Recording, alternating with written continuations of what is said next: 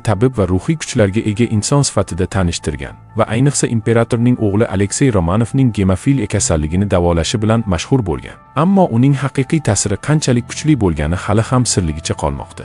Rasputinning eng sirli jihatlaridan biri uning o'limi edi. 1916-yilda Rossiyaning yuqori tabaqa vakillari uni mamlakatga tahdid deb bilib, undan qutulish rejalarini tuzishadi. Rasputinni bir guruh fitnachilar dastlab zaharlashadi, lekin zahar unga ta'sir qilmaydi. Shundan so'ng uni bir necha bor otib, halok bo'lganini tekshirishadi, lekin u hanuz tirik edi. Keyin esa uning jasadini suvga tashlashadi. Eng hayratlanarlisi shundaki, keyinchalik tibbiy tekshiruv shuni ko'rsatdiki, Rasputin suvga cho'kib halok bo'lgan, ya'ni zahar ham, o'q ham uni o'ldira olmagan. Uning g'ayrioddiy chidamliligi va sirli hayoti haqida ko'plab nazariyalar mavjud.